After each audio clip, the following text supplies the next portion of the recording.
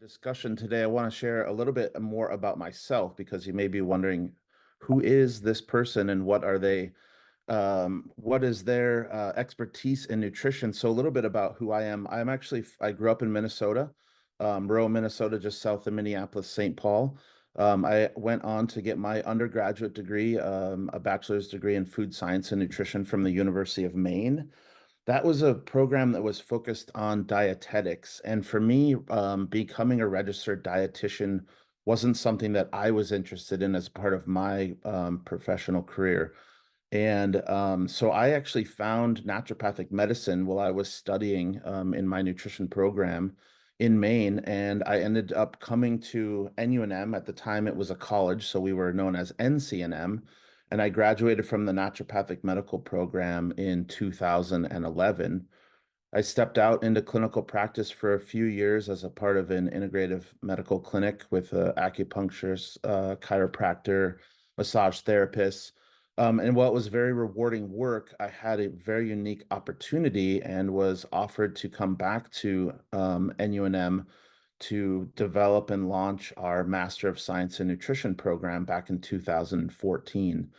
So I've been back since 2013, teaching a few classes, eventually launching our master's program in nutrition in 2014, and have been overseeing that program ever since.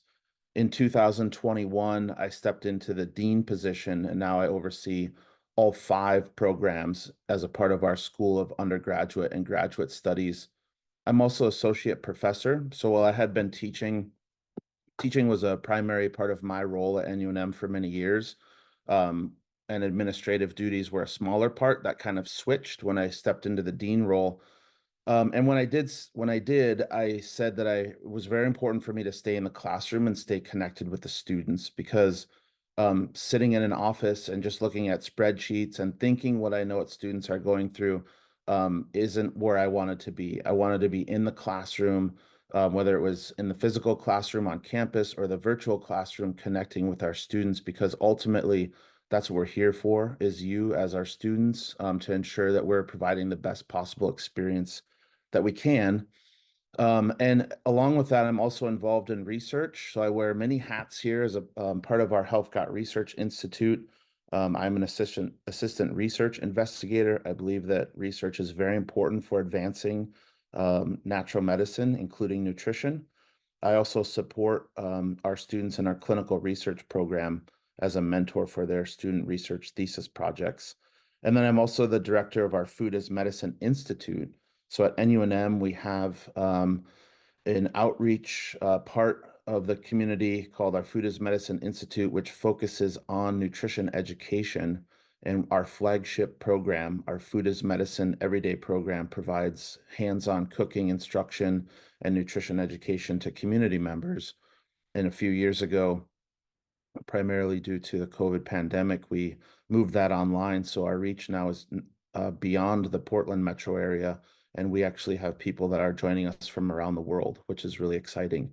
And it's really focused on just teaching people about nutrition, healthy eating, and how to prepare foods, because working in the kitchen is a lost art in many areas and for many folks. So trying to encourage people to get back into the kitchen.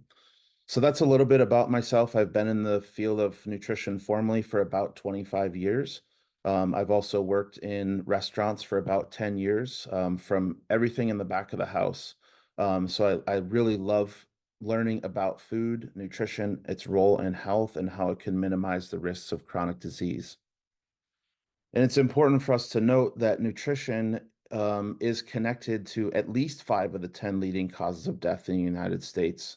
Research has indicated that poor diet is actually the number one modifiable risk factor associated with death, more so than things like tobacco use, alcohol use, illicit drug use.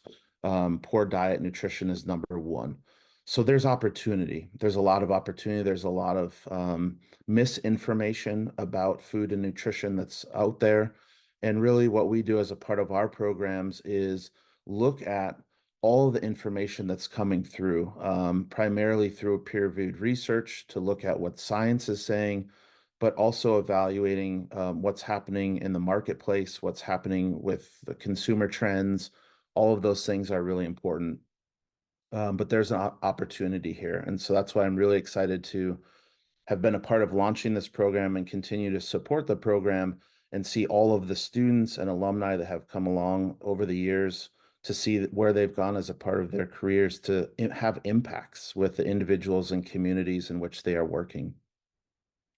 So a little bit more about our programs. We have a few different nutrition programs we offer. We do have a bachelor's degree. It's a degree completion program. So it's essentially you complete the first 2 years at another institution, you transfer those credits in, and you finish your final 2 years with us. We then have also an accelerated program. So if any of you are looking at finishing your bachelor's degree, you can finish your bachelor's degree and then actually go right into our master's program. It is an accelerated, so instead of doing each program individually over 2 years, we've actually combined the program, saves you about 30 credits and a year of time. So not only are you saving time, you're saving money, and it's a great way for you to get both degrees. And then we also have our standalone master's program, which I did not include on here, but we have offer that in a 2-year and a 3-year part-time program as well. Our programs are offered in person and online. And for those of you that, because we do have a fair amount of students that are in the Portland metro area who actually are a part of our online program. They can come to campus and take some of our elective courses and things on campus, which is great. So when you become a part of the NUNM community, no matter where you're located, our campus doors are open to you. So we do have students that travel to come to campus. Maybe they'll take a weekend course.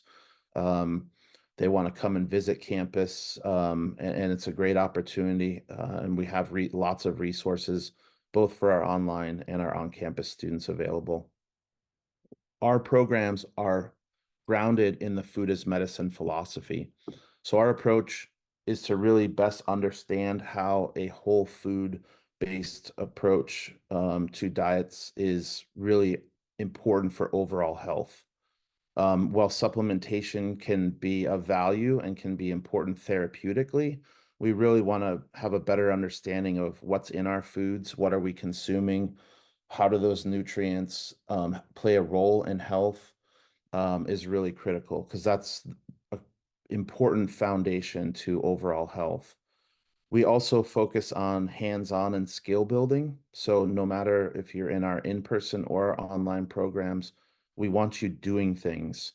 So even when there's opportunities for cooking activities, whether you're on campus in our teaching kitchen or you are at home, we're providing a format for cooking activities that you're doing to get you working with foods, to helping you build those skills, because ultimately down the road you may work with people where you are wanting to encourage them to do the same. And so it's important that you know how to do that as well. Now, people come into the program with a variety of different skill sets, and that's great. And that actually contributes to the learning experience for all of us, myself included. We learn from each other through a part of this process. And so whether you have a lot of experience and comfort in the kitchen or none at all, we come together to work with each other to help us along in that process so that we're feeling confident and competent. And it's a really valuable part of the program that's hard to capture. And some of my favorite classes are being in the kitchen or classes where we have those cooking components because students bring a lot of creativity into those types of activities. All students, whether you're in our undergraduate or graduate program, complete a capstone project. So this is really a culmination project that focuses on things that you've learned during the program. These are individualized typically. Now, if you're in our in our master's program in the clinical track, your capstone project is going to be a clinical rotations and working in a clinical setting. So that's a little bit more structured. But for most students, especially in our undergraduate programs, it's individualized. So we want you to come up with a project with faculty support and faculty guidance that really is going to hone in on things that you're excited about, that you're learning, have learned as a part of your program, and could help as a stepping stone to your career.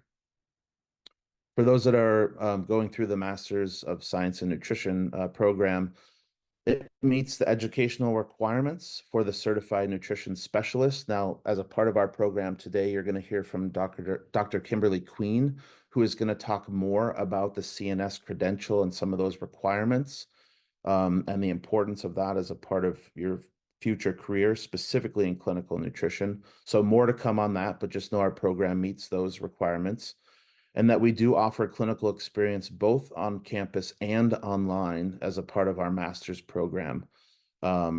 So there's opportunities there for you to be engaged in the second year of the program in clinical experiences. I wanted to highlight some of the classes in our undergraduate program. Some of these do overlap with our graduate program as well.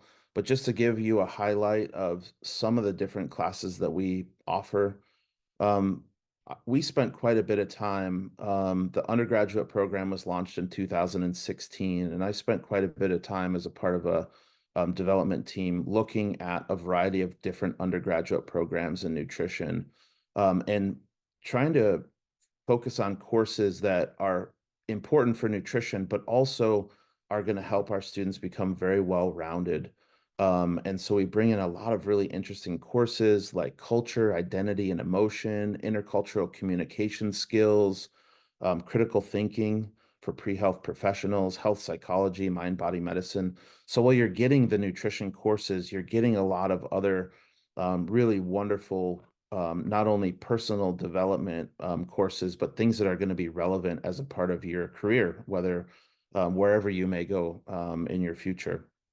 But these are really great courses that I hear feedback from our students a lot that they're excited about, that as much as they're learning about the different aspects of nutrition, some of these other kind of social science, psychology courses and things are really fun ways to engage and such.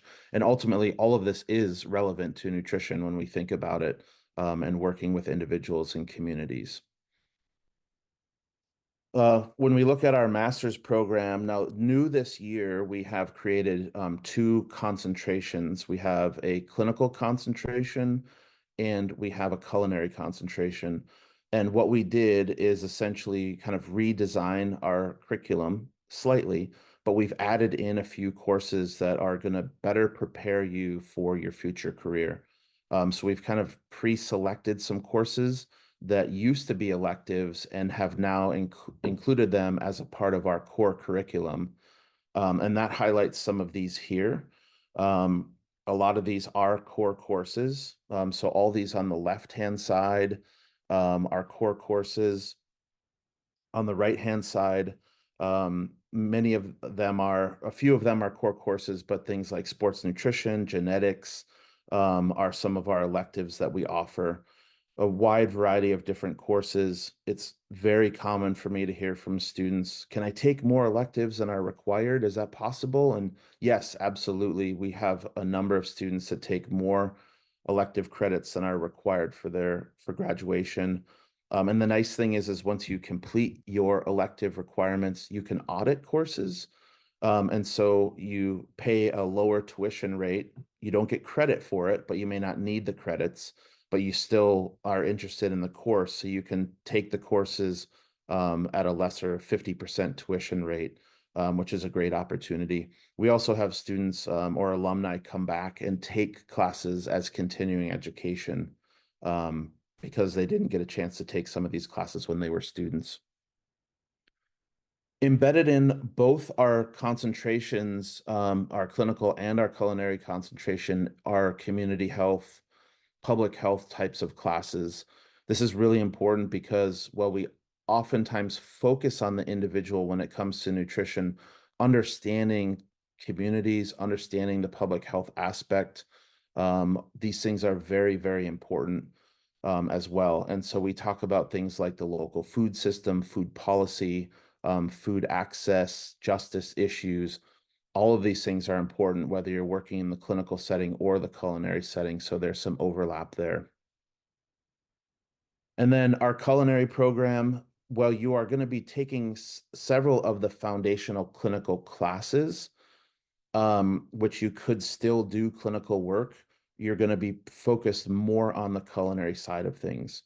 Now, with that said, on the clinical side, you are still taking culinary classes as well. So it doesn't mean there's an absence of any of the cooking classes. You still take classes like culinary skills and such. But on the culinary side, we have more of the courses that are focused on being in the kitchen. Those are included here. So it gives you an opportunity to engage more in culinary activities.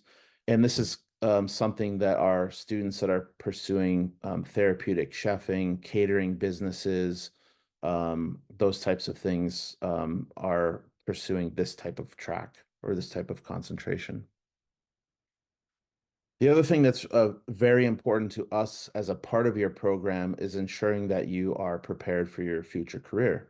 So as much as we are including and talking about all of the nutrition aspects of the program, we have built in professional development courses, one of which I teach in the very first term.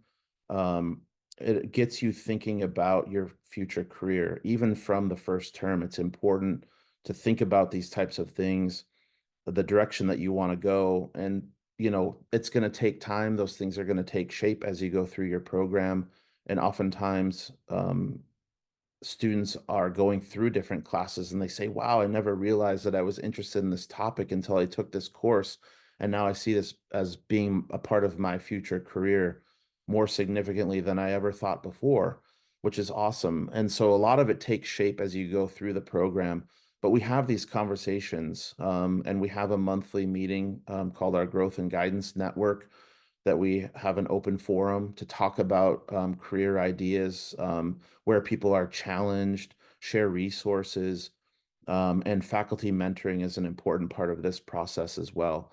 So we just want you to know that we are thinking about these things and supporting you along this path so that you are as best prepared as you can come graduation time, so that you may already have a job in place. You may have a business plan ready to go if you're wanting to launch a business.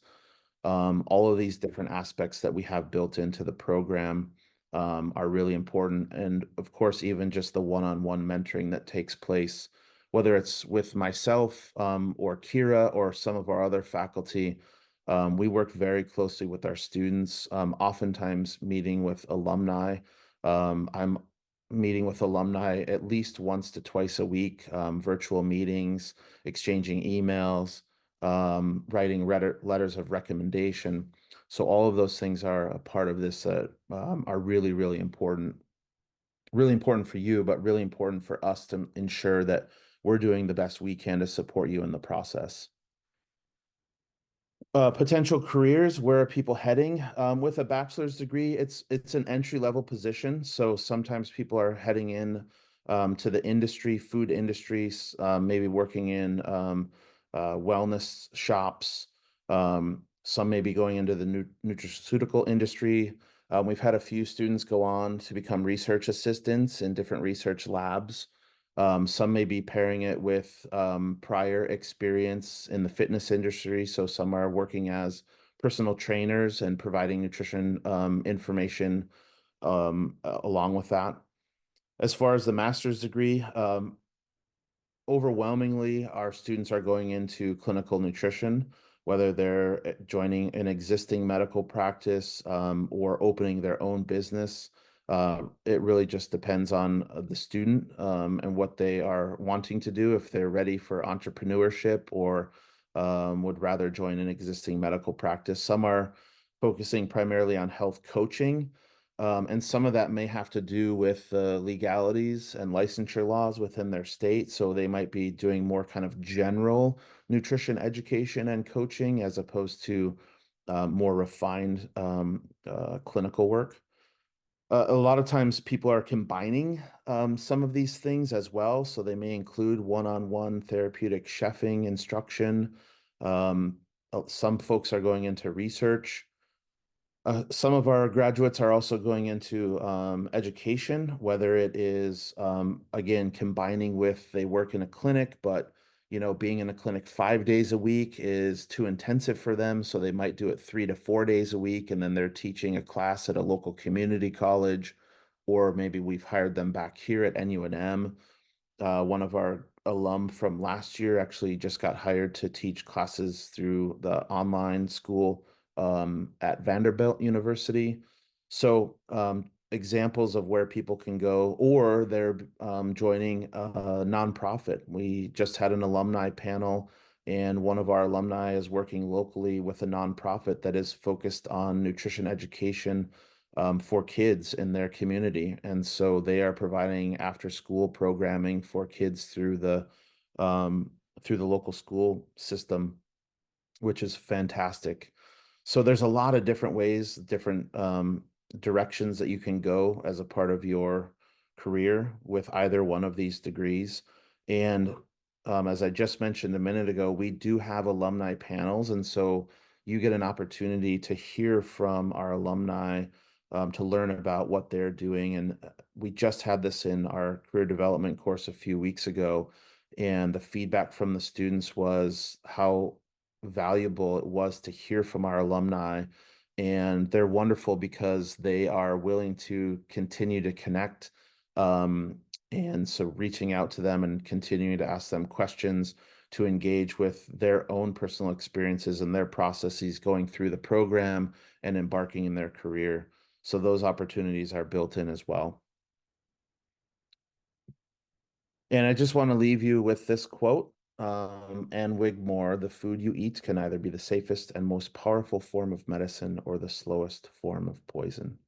As I mentioned at the beginning, nutrition is a contributor to many chronic diseases, and there's a lot of opportunity here. So through our program, we talk about these different concerns and ways that we can engage with folks in our communities to help improve their health through advocating for healthy eating and nutrition. I'm going to take just a pause. Are there any questions? I do have a short lecture coming up on intermittent fasting that I want to share, but before I jump into that, are there any questions from the overview here? And I'll go ahead and pause the recording at this time, so it won't be included. 1 minute while I'm going to get one question that just came in. Our CNS is typically reimbursed.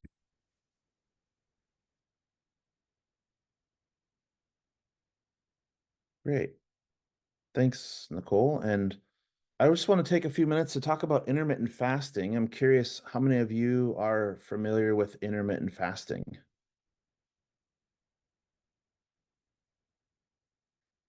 Any hands raised? A couple hands go up. Maybe some of you have tried it, familiar with it. It certainly is a growing trend in the field of nutrition and in health. Fasting has been around for thousands of years as a part of cultures and religions. It's something that has been utilized successfully for a long time. And in more recent years, there's been a closer look specifically at intermittent fasting and how it can play a role in health. So today I want to talk just a little bit more about some of the specifics of fasting, some of the potential health benefits, and how we might consider it clinically for some of our clients. So intermittent fasting, very brief definition, is a way of eating that alternates between periods of fasting and eating. We'll get into some of the specifics and how it's actually implemented, and then we'll talk about some of the physiological effects and health outcomes.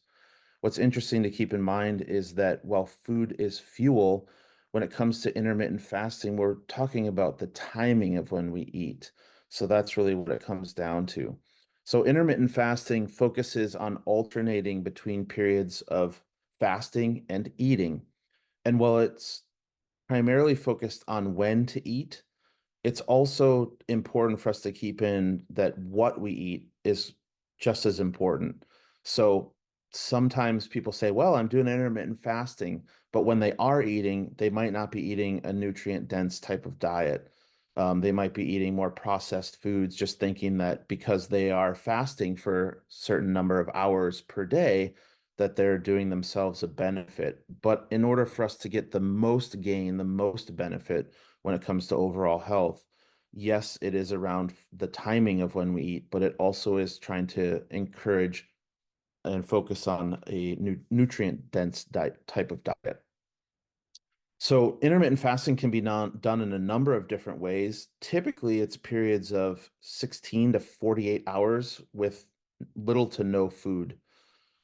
Most commonly, people follow a 16-8 or an 18-6, meaning that they're fasting for 16 to 18 hours a day, and they're only eating in a 6 to 8 hour window. So, for example, maybe they had dinner at 6 o'clock at night. They'll fast and they won't eat again until noon. That'll be their first meal the next day. So they will have fasted 18 hours. They'll eat during a period of 6 hours. Undoubtedly, when they do this, they're probably also going to be consuming fewer calories than they would if they were consuming kind of our typical 3 meal pattern over a usual day. Some people may go a little bit longer. Some people may fast for an entire 24 hours. Some people may even fast for 48 hours. The longer that you fast, the more significantly you're going to tap into different metabolic processes like ketosis. So let's talk a little bit more about, so as I mentioned, some of the implementation. Usually it's restricted to 6 to 8 hours a day. Um, to get the benefit, you want to fast for about 16 hours a day. Any less than that, it appears that you're not going to have that same benefit. Some of the metabolic shifts and hormone shifts and things that happen are starting to occur around that 14-hour period, and you want to extend that a little bit longer if possible to tap into some of those physiological responses to maximize some of the potential health benefits. Some people do a 70% energy restriction every other day. Some may fast every other day. So what's interesting when you look at some of the research literature and approaches to intermittent fasting is there isn't really like one defined way to do it. They're actually exploring some of these different ways to implement it to determine if there is a better way, if you will, when it comes to health outcomes. So there are a number of different approaches. The nice thing about this, at least based on the current literature that's being published, is that since there are a number of ways that you can implement it, it may be more flexible for people to actually implement themselves and remain compliant, because it's not saying this is the one way that you can do it, and this is the only way, but there might be something that works better for one person compared to another way to do it. So some people may prefer that 16-8 method. Some people may actually like consuming 500 to 600 calories 2 days a week, and that's referred to as the 5-2 method. So it really just depends on personal preference. But again, the nice thing to know, based at least on the current literature that's been published, is that the health benefits seem about equal. So here, if we're going to take a look at this, what we're identifying here is that from again, I don't necessarily want to focus on the fat burning, fat storage piece of it, but one of the things that goes along with that is insulin release. So if we're eating a meal of mixed composition, carbohydrates, fats, and proteins, our insulin levels are going to go up in response to the amount of carbohydrates that we consume. If we have that through in a 2 hour, excuse me, two peaks over an 8 hour window, what we're actually doing is maximizing lower levels of insulin, which can not only encourage things like utilizing fat for energy through the process of beta oxidation and ketosis, but it can also decrease things like inflammatory responses and upregulate different mechanisms that are involved in organ and tissue repair and recovery, which is really, really important. So let's talk about ketosis for a minute. You are maybe familiar with the ketogenic diet. Well, ketosis is actually happening as a part of intermittent fasting. It's just in shorter increments. because we're fasting for varied windows of time versus a ketogenic diet, which is essentially feeding starvation ultimately, where you're consuming a high amount of fat and the body is primarily focused on breaking down fats for energy. So the ketosis is our ability to break down fats for energy. Evolutionarily, we have adapted to prefer carbohydrates, specifically glucose, for energy production. But in the absence of glucose, the body metabolically switches its metabolism and begins to break down fats. Whether we are getting those from the diet or we're breaking down our and releasing fats from our own adipose tissue, the degree in which we do that is going to be dependent upon the amount of glucose that is coming in from the diet. So oxidation of fats actually produces ketones. So when we break down fats, we turn into ketones, which are intermediaries, and they are converted into ATP in our peripheral cells and our peripheral tissues. So our fats are coming from two main places, either the diet, we're consuming a high fat diet, or we're breaking down our adipose tissue and relying on fats that we have stored. Now, what's interesting about intermittent fasting and, looking over this picture here, some of these things you may be familiar with, some of these things may completely foreign to you, and that's totally okay. What I really want to highlight as a part of this is the physiological effects of intermittent fasting that have been identified to this point are pretty wide, actually, global effects. So influences on things like cognitive function, really, really important increasing synaptic plasticity, so allowing for greater flexibility and functionality within the brain is extremely important. I mean, who doesn't want enhanced cognition, right? That sounds great.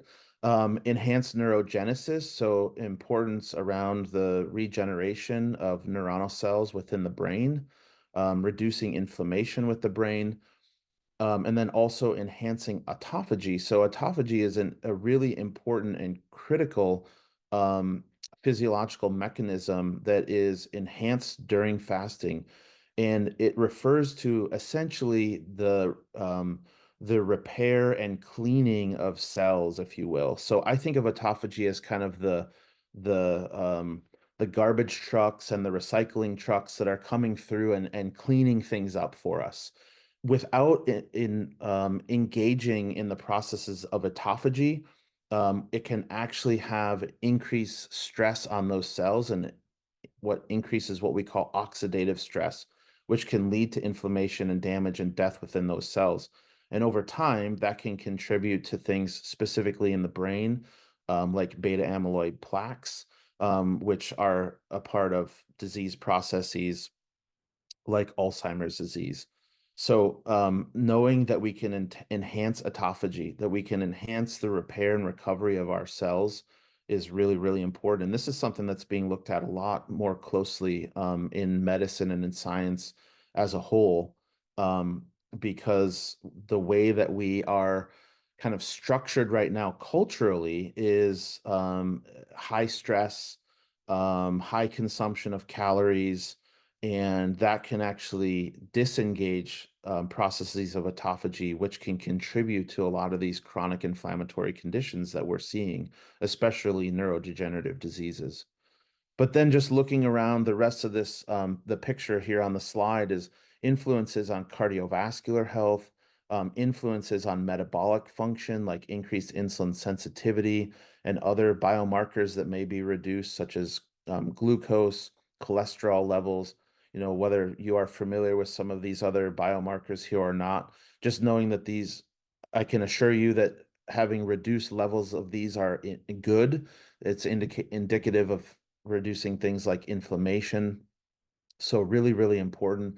And then also increasing insulin sensitivity, like in our skeletal muscle, which can be important for people who may have cardiometabolic syndrome, pre-diabetic, diabetic, where they may have insulin insensitivity and insulin dysregulation. So that can be very important. So as science is learning more about the impacts of intermittent fasting, this makes me think about folks who may be good candidates for including this as a part of a therapeutic approach.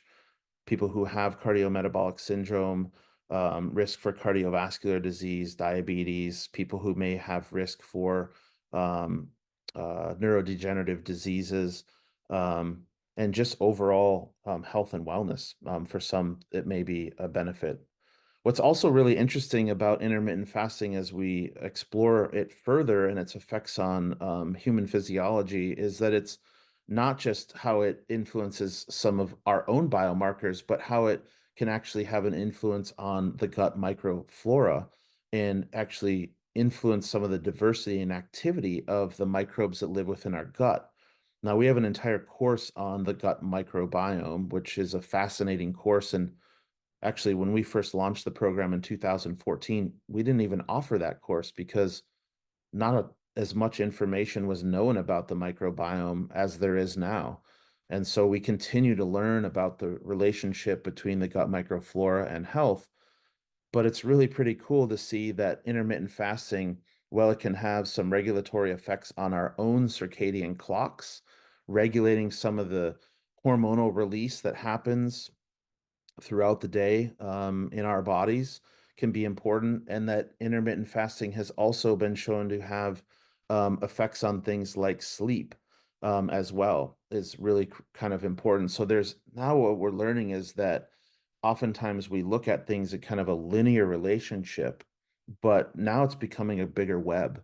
And there's these interconnectedness between intermittent fasting, the influences on the gut microflora, and how the gut microflora now we're starting to realize has an influence on our circadian rhythm and influencing hormones and neurotransmitters involved in our day-to-day health and function. And ultimately, how that contributes to various metabolic regulations from our immune system and inflammatory responses to hormones to insulin levels, and ultimately can be contributing factors in chronic diseases. And these are things that I had listed in my earlier presentation as some of chronic causes of death in this country: diabetes and cancer and cardiovascular disease. So we dive into these things a little bit deeper to know that there are a lot of intricacies and a lot of connectedness between these topics, that's important for us to understand, that it's more about just eating your fruits and vegetables and making sure that we're getting all those nutrients, but the timing of foods and how that influences things like the microflora, like sleep, like our circadian clocks. And in addition to that, this slide really is just indicative of kind of what I've been talking about, excuse me, is that intermittent fasting and the availability of nutrients influences the gut microbiome and actually giving our microbiome a break from food. So there's a lot of question around, should we be eating 3 meals a day? Is intermittent fasting appropriate? Should I be more of a grazer? All these types of things. Well, we know that there's different physiological functions that occur in our organ systems and our digestive tract. But now, as we dive even further into the conversations of the microbiome, intermittent fasting actually increases the diversity of the species of microbes within the gut. And as a result of that, because they are breaking down some of the food constituents that we consume, can lead to a variety of different metabolites or byproducts of that metabolism, which can lead to signaling processes locally within the gut or systemically, like influencing cognitive function or having influences on some of our circadian rhythms. So it's really kind of fascinating. It's really cool to dive into some of these conversations and start to connect some of the dots, and realizing that nutrition is and its influence on physiology is so much deeper than just this vitamin and this mineral, but all of the different constituents within foods and how we eat, when we eat, the relationship that it plays with our gut microflora. That's the excitement that I have about these topics and the things that we explore as a part of our program. Some of the potential health benefits, and this is not an all-inclusive list, but since I've kind of focused a little bit on some of the cardiometabolic effects, Certainly it can play a role in helping people lose weight or maintain weight, but I don't often make that a focus of my conversation. That just happens to oftentimes be a side effect or a byproduct of shifting people's nutrition habits and healthy eating. So some people may have a focus on that. I tend to actually de-emphasize that, and I want to have focus more on the behavioral habits, encouraging more of the healthy eating. And if intermittent fasting is a part of that conversation, talk about the importance of the timing of the eating, but not necessarily focus on the numbers of the scale, but realizing that that can just be a result of the behavioral changes that we have worked on, but as a result can influence a variety of biomarkers as well, improving insulin sensitivity, so reducing insulin resistance, improving things like insulin levels, lowering blood glucose, our triglycerides, our blood fat, improving cholesterol levels, are lowering our LDL, sometimes referred to as our lousy cholesterol or bad cholesterol, and also lowering inflammation and improving things like cognitive function. So these are just some of the potential health benefits that I've been identified so far in research. But at the same time, it is important that we are aware that this may not be right for everyone. There may be some contraindications, and it's also important that for some, they may have symptoms that are not comfortable for them. And so it's important that we counsel them through that process, that they might take a period of time for them to transition into kind of a full intermittent fasting schedule. They may have experiences of hypoglycemia or low blood sugar, that they may feel hungry before kind of, their clock hits that 16th hour or that 18th hour when they want to eat. They may experience irritability. That's just a result of kind of our primordial response to our blood glucose levels dropping as we become irritable. So these are the types of things that we also talk about when it comes to a clinical setting, the things that we would want to counsel our clients on, make sure that they're aware of, talk to them about ways that we can strategize how to minimize some of these things. And ultimately at the end of the day, in some of these processes that we're engaging with our clients is teaching them about mindful eating, listening to their hunger cues. So at the end of the day, if they're hungry, eat. Um, that's really what it comes down to. But teaching them to become more in tune and listening to their own body responses is really, really important, as opposed to, just eating because that's what it says on the clock. And if certainly people have to eat because their timing of their schedule, and that's when it becomes available. But if we also listen to our hunger cues, is an important part of that process as well. And those are things that we talk about in our classes, like our food relationship coaching classes and such. But when it comes to contraindications, certainly I'm not going to recommend intermittent fasting for women who are pregnant or breastfeeding. Such a high demand for nutrients at that point and calories, that it's really important that they are getting adequate nutrition. For people with a history of an eating disorder, maybe at risk for an eating disorder. So that's something that would be a part of kind of our conversation and our intake. For those that have advanced liver disease, advanced kidney disease, and also hyperthyroidism, these are some contraindications that I would not necessarily recommend intermittent fasting for. So those are also things that we are very important as a part of our conversation. But anyways, just a very brief overview on intermittent fasting here for you today. I wish I could bring you into a full 2-hour lecture and give you kind of the full run of what it's like to be in class together, but just want to give you a snippet of some of the things that we talk about within the program. I have a whole 2-hour lecture on the ketogenic diet and intermittent fasting in my therapeutic diets course. So I just wanted to pull some of that out and talk a little bit about with you today. And yeah, any questions that you have on Dr. anything that I've talked Erlandsen, about this morning? Yeah. there's a question that came up in the chat. Yeah, Uh, please. And it says, I understand that much of the research on intermittent fasting and really everything has been done with male-bodied subjects. Is there any evidence to suggest that the effect would be different for people with female anatomy? Yeah, great question. So there is some limited research that is starting to come out with females, and I know that I wouldn't say the concern, but the focus has been around specifically around female hormones. And I can tell you that in my personal experience, we did several years ago a ketogenic diet trial for individuals who have Parkinson's disease.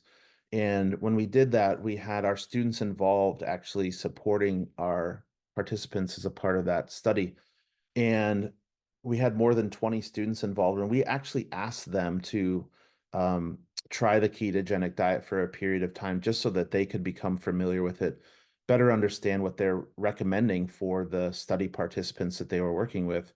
And we had three or four of our female students actually had to discontinue the ketogenic diet after a short period of time because of some of the personal experiences that they were having, whether it was heart palpitations, or changes or influences with the menstrual cycle. And so the research is still limited, and it is something that we definitely need to pay attention to. And I'm hopeful that more research is going to continue to come out in this area because there is quite a bit of interest in intermittent fasting. There's quite a bit of research that's going on right now.